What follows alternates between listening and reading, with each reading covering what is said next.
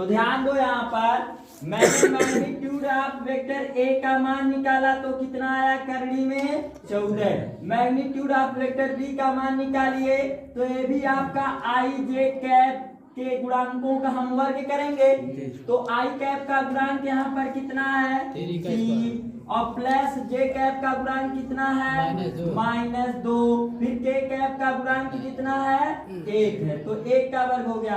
तो इनका भी मैग्नीट्यूड निकालेंगे तो कितना आएगा करड़ी में 14 आ गया। इतनी बात सभी को समझ में आई।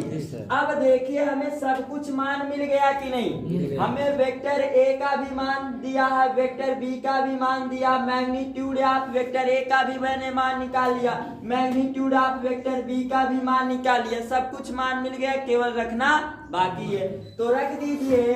तो रखेंगे काश थीटा बराबर वेक्टर ए की वैल्यू कितनी है आई कैप -2 जे कैप +3 के कैप और इनटू क्या होगा आपका वेक्टर बी। तो वेक्टर बी का भी मान रख दो 3i कैप -2 जे कैप +k कैप। अब यहाँ पर ध्यान दीजिएगा बटे में क्या लिखा मैग्नीट्यूड ऑफ वेक्टर ए। तो मैग्नीट्यूड ऑफ वेक्टर ए का मान करड़ी में 14 into magnitude of vector B का मान करड़ी में 14। इतनी बात सभी को समझ में आई। अब इन दोनों अवयवों के बीच में कैसा चिन्ह है गुणे का चिन्ह है। तो आप पहले कोष्टक के पहले अवयव लेकर बारी बारी सभी अवयवों में करिए। तो आई कैप का गुणा हम 3i कैप में करेंगे तो क्या आ जाएगा 3i cap dot 3i cap, जैसे 3i cap dot i cap. फिर उसके बाद आई कैप का गुणा, जैसे मैं आगे बढ़ा तो चिन्ह क्या मिला माइनस। अब इस आई कैप का गुणा किसमें करेंगे -2 जे कैप में हम किसका गुणा कर देंगे आई कैप का गुणा कर देंगे। आगे बढ़ा तो चिन्ह क्या मिला प्लस, तो प्लस लिखिए। फिर आई कैप का गुणा अभी किसमें करना बाकी है के कैप। तो आई कैप डॉट क्या हो जाएगा के कैप। मैंने एक अवयव को लेकर सभी कोष्टक में कर दिया, सभी कोष्टक के सभी अवयवों में। अब हम -2 जे कैप का गुणा किसमें करेंगे।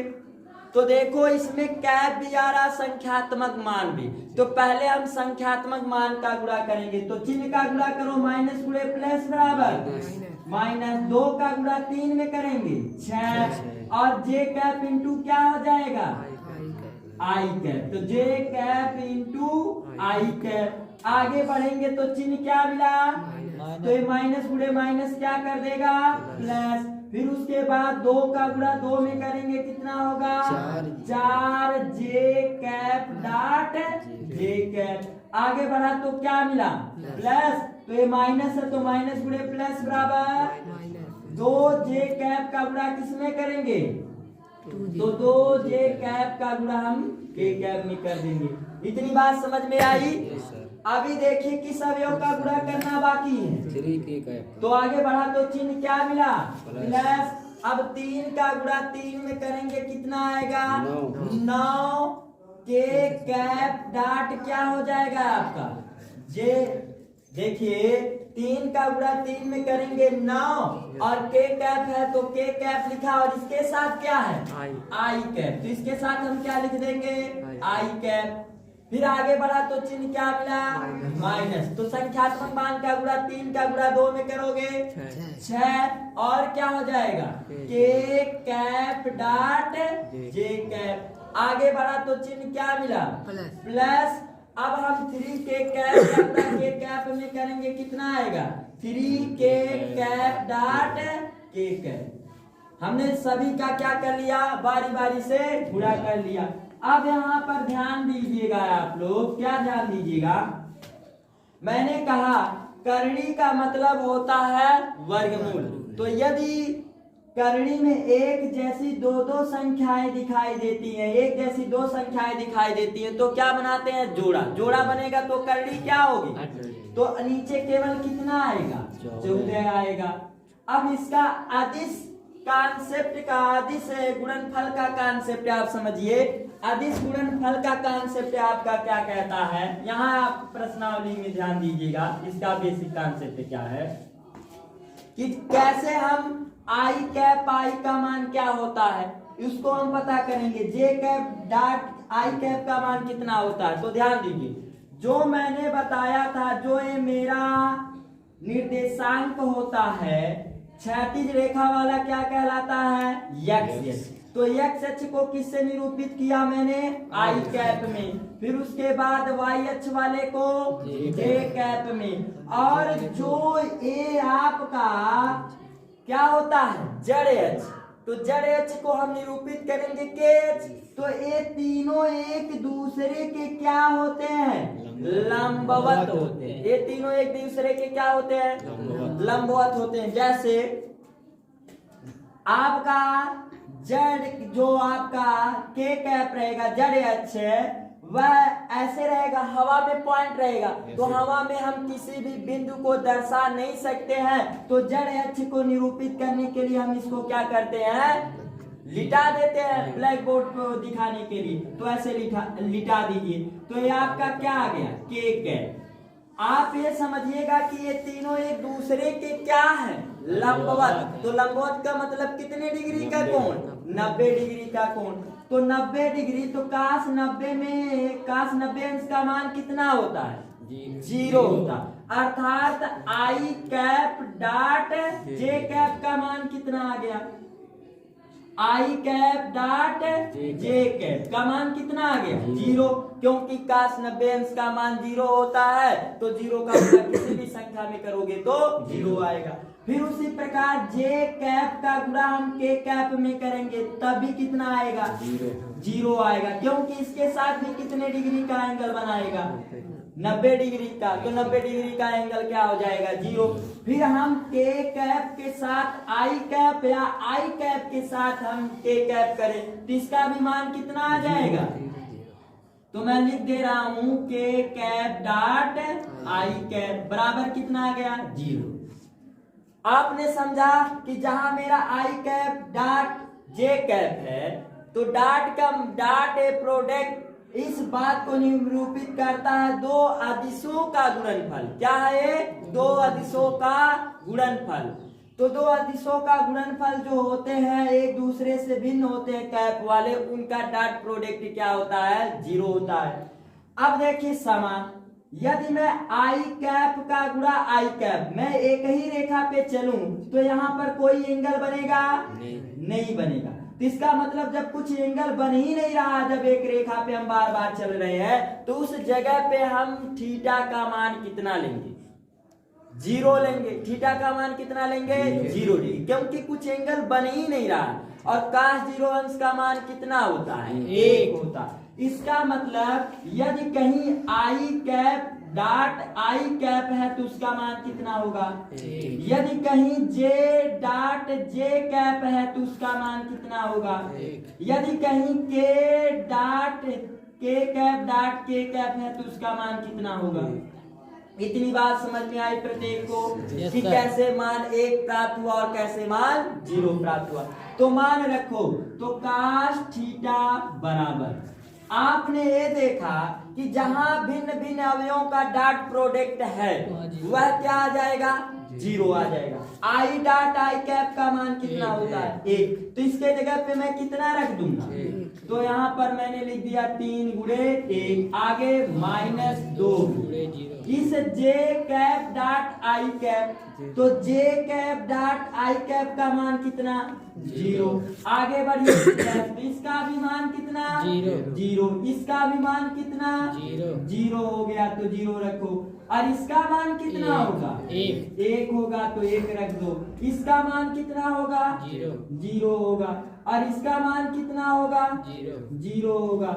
और इसका मान आपका कितना होगा, 0 होगा, तो 0 कर लो। और इसका मान कितना हो जाएगा, 1 हो जाएगा। अब बटे में आपका कितना है, 14 है।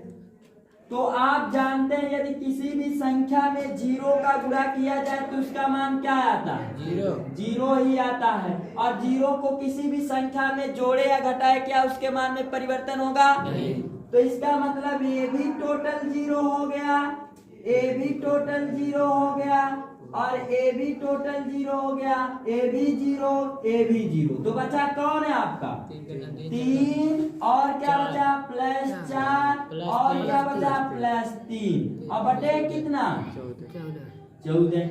तो जोड़ेंगे 4 3 7 3, तो ये मान कितना आ गया 10/14। अब काट दो कर रहे हैं तो 2 5 और 2 7, तो काश थीटा की वैल्यू क्या आ गई आपकी, काश थीटा बराबर आपका आ गया 5/7 आ गया। लेकिन हमें थीटा का मान निकालना है कौन, तो जिसका मान निकालना उसको एक तरफ बाकी को एक तरफ। तो एक काश का हम व्युत्क्रम करेंगे, तो काश का व्युत्क्रम क्या होता है इनवर्स। तो थीटा बराबर काश इनवर्स 5/7। तो इसके बीच का जो एंगल होगा वह काश इनवर्स 5/7 होगा आपका। सवाल नंबर आपका जो तीसरा दिया गया है, तीसरे सवाल में ये कह रहा है कि आई सदिश I cap plus J cap, फिर उसके बाद क्या लिखा है, और फिर दूसरा आपका आई कैप माइनस जे कैप, आई कैप माइनस जे कैप का हमें क्या निकालना है, परिक्षेप निकालना है। तो ये आपका कोई 2 सदिश दिए गए हैं, तो मान लीजिए कि माना कि ये मेरा कोई 2 सदिश आपका दिया गया है। पहला वाला सदिश क्या दिया गया वेक्टर ए, और दूसरा वाला सदिश क्या दिया गया वेक्टर बी दिया गया। अब ध्यान दीजिएगा, ए प्रक्षेप कह रहा है। यदि हम लोग प्रक्षेप का कॉन्सेप्ट समझ जाए कि प्रक्षेप का मतलब होता क्या है, आप प्रक्षेप का मतलब एक प्रकार की बात समझ लीजिए छाया। जैसे यदि मैं कहीं 2 सदिश लेता हूं, मैंने 2 सदिश क्या लिया वेक्टर ए और वेक्टर बी लिया, तो यदि हमें छाया बनाना है तो ध्यान दीजिए, यदि हमें वेक्टर ए का किस पे हमें बनाना है प्रक्षेप बी पे। कहने का मतलब ये है यदि वेक्टर ए का वेक्टर बी पर निकाले, किस पे निकाले वेक्टर बी पर। हमें खास बात इतनी सी ध्यान देनी है कि हमें किस पे निकालना है, और जिस बिंदु पे हमें निकालना, जिस सदिश पे हमें निकालना, वहीं पर हम क्या मारेंगे, ऐसे टार्च मारेंगे। जब हम टार्च ऐसे मारेंगे वेक्टर बी पे, तो इसकी छाया कहाँ बनेगी नीचे की तरफ। इसकी छाया कहाँ बनेगी नीचे की तरफ, और जिसकी छाया नीचे की तरफ बनेगी उसी के मैग्नीट्यूड से हम क्या करेंगे भाग दे देंगे। ध्यान दीजिएगा, फिर से आप मेरी बात को समझिएगा। यदि कहीं भी हमें 2 सदिशों का प्रक्षेप निकालना हो, तो जिस बिंदु पे प्रक्षेप निकालना रहेगा उसी के मैग्नीट्यूड से हम क्या करेंगे, उन 2 सदिशों में भाग दे देंगे। समझ में आया। जैसे यदि हमें वेक्टर ए का क्या निकालना है, यदि वेक्टर ए का वेक्टर बी पर प्रक्षेप निकालना है, तो इनका देखिए प्रक्षेप का फार्मूला क्या होगा, प्रक्षेप बराबर, मैं किस पे निकाल रहा हूं वेक्टर ए का वेक्टर बी पर। तो मैंने कहा जिस पे निकाला जाएगा उसी के मैग्नीट्यूड से क्या दिया जाएगा भाग दिया जाएगा। तो इसका मतलब भाग किससे देंगे, वेक्टर बी के मैग्नीट्यूड से, परिमाण से भाग देंगे। कॉन्सेप्ट क्लियर हुआ। अब तो हमने हर में जान लिया कि हर में क्या लिखा जाएगा, लेकिन अंश में क्या लिखा जाता है, दोनों सदिशों का अदिश गुणनफल, अर्थात इनका जो फार्मूला निकल के आएगा वह क्या आएगा, vector A dot vector B upon magnitude of vector B. देखिए, मैं जिस बिंदु पे निकालूंगा प्रक्षेप उसी के मैग्नीट्यूड से क्या करूंगा भाग दूंगा। इतना कॉन्सेप्ट क्लियर हो गया। Yes sir. तो इस कथन में पढ़ो, इस कथन की प्रश्नावली में किसका किस पे कह रहा निकालने के लिए, जो 10.3 की प्रश्नावली का तीसरा सवाल है, कह रहा है सदिश I cap plus J cap पर। हमें किस पे निकालना है? I cap plus J cap पर। मतलब हमें किस पे निकालना है? वेक्टर ए पे निकालना है। किस पे निकालना है? तो यहाँ पर लिखिएगा आई कैप, तो वेक्टर ए पर निकालना, तो ये क्या लिखा गया है? I cap plus J cap पर किसका परछेप? आई कैप माइनस जे कैप का परछेप बराबर। तो इसका सूत्र क्या बनेगा? आपका सूत्र बनेगा, तो मैंने दो सदिश क्या माना? वेक्टर ए और वेक्टर बी। तो फार्मूला क्या हो जाएगा? Vector A dot vector B अपान मैंने क्या बताया? जिस पे निकाला जाएगा उसी के मैग्नीट्यूड से भाग देंगे। तो किस पे निकाला जा रहा है? I cap plus J cap पर। तो आई कैप प्लस जे कैप कैसा सदिश है? वेक्टर ए। इसका मतलब किसके हम मैग्नीट्यूड से भाग देंगे? तो मैग्नीट्यूड ऑफ वेक्टर ए। तो फार्मूला है आपका निकल गया। तो चलिए निकाल लीजिए। हमें देखिए वेक्टर ए का भी मान मालूम है, वेक्टर बी का भी मान मालूम है। तो क्या हमें मैग्नीट्यूड ऑफ वेक्टर ए का मान मालूम है? नहीं मालूम है। तो निकालो। तो यहाँ पर लिखिएगा, इसलिए मैग्नीट्यूड ऑफ वेक्टर ए बराबर, इसका फार्मूला क्या होता है? इसका जो फार्मूला होता है वह होता है आपका A square plus B square plus C square. तो 3 अवयवों में दिया ही नहीं है, 2 ही अवयवों में दिया। तो ए स्क्वायर प्लस बी स्क्वायर हो गया। ए बी का मतलब क्या? आई कैप जे कैप के गुणांकों के मान। तो आई कैप का गुणांक कितना छिपा है? 1 छिपा है। तो यहाँ पर आप कितना लिख दीजिए? 1 का वर्ग प्लस बी कैप का मतलब जे कैप का गुणांक। तो जे कैप का गुणांक कितना? 1 का वर्ग। और 1 का वर्ग कितना आएगा? 1 ही आएगा। तो 1 में 1 जोड़ेंगे तो मैग्नीट्यूड ऑफ वेक्टर ए का जो मान होगा वह कितना हो गया है आपका? करड़ी में 2 हो गया। इतना कॉन्सेप्ट क्लियर हो गया। रख दो सूत्र में उठा करके, बराबर है तो बराबर। अब वेक्टर ए है तो वेक्टर ए का मान आई कैप प्लस जे कैप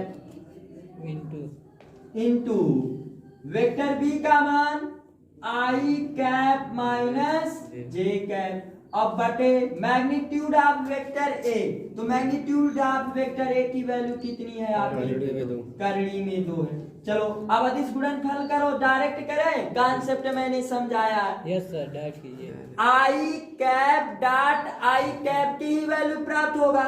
अब बाकी हमें सेम कैपों वाला का ही मान मिलेगा। अब बाकी कैप का मान क्या मिल जाएगा? 0, क्योंकि मैंने इसके पिछले सवाल में बताया। तो आई कैप डॉट क्या हो जाएगा? आई कैप एक बार हम दर्शा दे रहे हैं। और आई कैप आगे बढ़ा तो चिन्ह मिला माइनस, आई कैप का गुणा किसमें कर देंगे? आई कैप डॉट जे कैप। फिर हम आगे बढ़ा तो चिन्ह क्या मिला? प्लस। अब जे कैप का गुणा किसमें करेंगे? जे कैप इंटू आई कैप। फिर आगे बढ़ा तो प्लस गुणे माइनस बराबर माइनस जे कैप डॉट क्या हो जाएगा? जे कैप। अब यहाँ पर देखो बटे में कितना है? आप लोगों ने पढ़ा है कि यदि राशियां समान हो और उनका चिन्ह विपरीत हो तो वे आपस में क्या होते हैं? कट जाते हैं। और आई कैप डॉट आई कैप का मान कितना? और जे कैप डॉट जे कैप का मान कितना? 1। अब बटे कितना आ गया? करड़ी में। तो प्लस माइनस वाली संख्याएं क्या होती? घटती हैं। तो 1 में से 1 जाएगा, 0 बटे करड़ी में 2। अब किसी भी संख्या से हम भाग देंगे 0 में तो उसका मान कितना आएगा? 0 आएगा।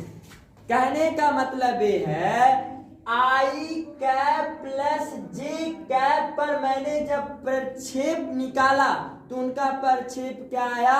0 आया। तो ये आप प्रक्षेप के फार्मूले में ऐसे ध्यान रखिएगा, कोई भी दो सदिश हो उनका अंश में डॉट प्रोडक्ट का गुणनफल लिख देना और बटे में जिस बिंदु पे निकाला जाएगा उसी के मैग्नीट्यूड से भाग दे देना। जैसे हमें किस बिंदु पे निकालना था, आई कैप प्लस जे कैप पर, तो आई कैप प्लस जे कैप किस सदिश का मान है, वेक्टर ए का मान, तो इसी के मैग्नीट्यूड से हम क्या करेंगे, भाग देंगे। यदि बी पे निकालना रहता तो किससे भाग दिया जाता, वेक्टर बी के मैग्नीट्यूड से हम भाग दे देते। तो कॉन्सेप्ट क्लियर हुआ। अब सवाल देखिए चौथा सेम वैसे है कि नहीं है, लगा कि इसको दिखाओ चौथा वाला सवाल। जो आपका चौथा सवाल क्या कह रहा है, कह रहा है सदिश I cap plus 3j cap plus क्या लिखा है 7k कैप, फिर उसके बाद कोई दूसरा सदिश लिखा है, क्या कह रहा है 7i कैप, फिर क्या लिखा है -j कैप, फिर क्या लिखा है प्लस 8k कैप पर। मतलब ये हमें इसका किस बिंदु पे निकालना है, इस बिंदु पे निकालना है। तो मैंने सवाल में क्या कहा, सवाल में मैंने ये कहा कि आपके जो बिंदु दिए गए इनको मान लो, माना कि आपका एक कोई सदिश दो दिए गए हैं, वेक्टर ए का मान ये हो गया और ये वेक्टर बी का मान। तो हमें ए बिंदु का किस बिंदु पे प्रक्षेप निकालना है, बी बिंदु पे प्रक्षेप निकालना है। तो मैंने कहा कि जिस बिंदु पे प्रक्षेप निकालना हो, ध्यान से मेरी बात सुनना, मैंने कहा कि जिस बिंदु पे प्रक्षेप निकालना हो उन दोनों सदिशों के अदिश गुणनफल में उसके मैग्नीट्यूड से क्या करेंगे, भाग दे देंगे। तो हमें किसका किस पे निकालना है, हमें निकालना है वेक्टर ए का किस बिंदु पे निकालना है, वेक्टर बी पर क्या निकालना है, प्रक्षेप निकालना है। तो प्रक्षेप निकालो, तो प्रक्षेप का फार्मूला क्या बनेगा, उनके अदिश गुणनफल। तो कौन कौन सदिश है, vector A dot vector B बटे, मैंने कहा जिस बिंदु पे निकालना रहेगा उसके मैग्नीट्यूड से हम भाग देंगे। तो उनका मैग्नीट्यूड तो कौन किस बिंदु पे निकाल रहे हैं, वेक्टर बी, तो अपान क्या हो जाएगा, मैग्नीट्यूड ऑफ वेक्टर बी। इतना कॉन्सेप्ट क्लियर हो गया। इसका मतलब मैं इस मान को उठा के रख दूं तो मैं बता सकता हूं कि इनका प्रक्षेप कितना होगा। कॉन्सेप्ट क्लियर हुआ, कहीं किसी को दिक्कत तो मान रखो इसी में। अब देखो क्या हमें मैग्नीट्यूड ऑफ वेक्टर बी का मान मालूम है, नहीं मालूम है, तो मैग्नीट्यूड ऑफ वेक्टर बी का मान निकालो। तो मैग्नीट्यूड ऑफ वेक्टर बी, तो मैंने बताया यदि किसी भी सदिश का मैग्नीट्यूड निकालना हो तो उन तीनों अक्षों के गुणांकों का हम वर्ग करके क्या कर लेते हैं, जोड़ लेते हैं। तो उनका क्या निकल जाता है, मैग्नीट्यूड निकल जाता है। अर्थात सूत्र क्या निकलेगा आपका, निकलेगा A square plus B square plus C square, जहां ए बी सी क्या है, I cap J cap K cap के गुणांक है। तो यहाँ पर आई कैप का गुणांक कितना है, 7, तो यहाँ पर आप 7 रख दीजिए, 7 का वर्ग प्लस बी का मतलब जे कैप, तो जे कैप का गुणांक -1 है, तो यहाँ पर -1 का वर्ग करो, प्लस है तो प्लस लिखो। सी का मतलब के कैप का गुणांक, तो के कैप का गुणांक कितना है, 8 का वर्ग। अब मान निकालो इनका, इनका मान कितना होगा, तो 7 का वर्ग कितना हो जाएगा 49, और -1 का वर्ग कितना होगा 1, और 8 का वर्ग कितना होगा 64। ऐड कर लो अब इनको, तो मान कितना आएगा 114। करड़ी में तो मैग्नीट्यूड ऑफ वेक्टर बी का मान जो आएगा करड़ी में 114 आएगा। जोड़ लो, 4 1 5 9 5 14, 14 के 4 कैरी बची 1 और 6 7 7 4 11। मान मिल गया। रख दो उठा के इनके प्रक्षेप में। तो क्या लिखा है इनका प्रक्षेप? Vector A. तो वेक्टर ए का मान क्या हमें मालूम है? मालूम है। तो उठा के रख दीजिए। तो वेक्टर ए की जगह पे मैं क्या लिख सकता हूँ? I cap plus 3j cap plus 7k cap. फिर उसके बाद डाट है तो डाट लगाइए। लिखा है वेक्टर बी। तो वेक्टर बी का मान ढूंढो कितना है और उसके जगह पे लिख दो। क्या लिखा है? 7i cap minus j cap plus 8k cap. अब इनका डॉट प्रोडक्ट में निकाल रहा हूं। अब मैग्नीट्यूड ऑफ वेक्टर बी। तो मैग्नीट्यूड ऑफ वेक्टर बी की जगह पे कितना लिखेंगे? करड़ी में 114। मैंने इसका कॉन्सेप्ट बताया। क्या बताया? यदि कहीं दो अदिशों का डॉट प्रोडक्ट निकालना हो तो सेम वाले अवयव ही केवल प्राप्त होते हैं और बाकी अवयव क्या हो जाते हैं? 0 हो जाते हैं। कॉन्सेप्ट आप समझे हैं तो डायरेक्ट आप कर सकते हैं। जैसे आई कैप का ही मान मिलेगा और सभी का मान क्या हो जाएगा? 0। तो आई कैप का गुणा 7i कैप में करेंगे तो कितना आ जाएगा? 7i cap dot I cap. इतना क्लियर हो गया कॉन्सेप्ट। अब मैं आगे गुणा करूंगा तो जे का भी मान 0 हो जाएगा। के में करेंगे गुणा उसका भी मान 0 आ जाएगा। तो उसको करने की आवश्यकता नहीं है। अब आगे बढ़िए। चिन्ह क्या मिला? प्लस। अब 3j कैप का गुणा हम j कैप में करेंगे वही केवल मिलेगा और बाकी क्या मिल जाएंगे? 0।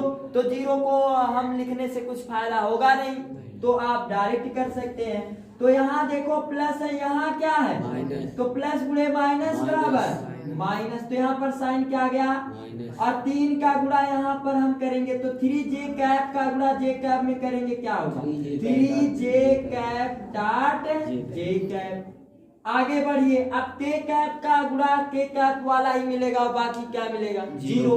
तो आगे बढ़े। चिन्ह प्लस गुणे प्लस बराबर प्लस और 7k कैप का गुणा हम 8k कैप। तो पहले संख्यात्मक मान 7 8 56 और क्या हो जाएगा? k cap dot k cap.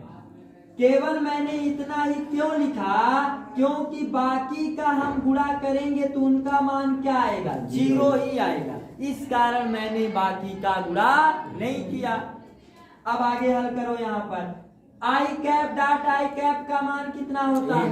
1। तो 7 गुणे 1 हो गया। यहाँ पर भी इसका मान कितना होगा? 1। और यहाँ पर इसका मान कितना होगा? 1। 56 गुणे 1 हो जाएगा। अब बटे कितना आ गया? करड़ी में 114। और यहाँ पर लिख दीजिएगा जहां आई कैप डॉट आई कैप बराबर 1, जे कैप डॉट जे कैप बराबर 1, के कैप डॉट के कैप बराबर 1। ये आपका मान है। इनको आप ऐसे लिख दीजिए। तो आप हल करिए। 7 का गुणा 1 में करेंगे कितना होगा? 7 और 3 का गुणा 1 में करेंगे 3 प्लस 56 और बटे कितना आ गया? करड़ी में 114। प्लस प्लस वाली संख्याएं क्या होती हैं? जुड़ती हैं। तो 56 में 7 जोड़ेंगे तो कितना होगा? 63। और 63 में से 3 निकल जाएगा, बचेगा कितना? 60। तो इनका कितना आ गया? प्रक्षेप 60 बटे करड़ी में 114। इतनी बात समझ में आई? अब किसी भी बिंदु का प्रक्षेप निकालेंगे कि नहीं?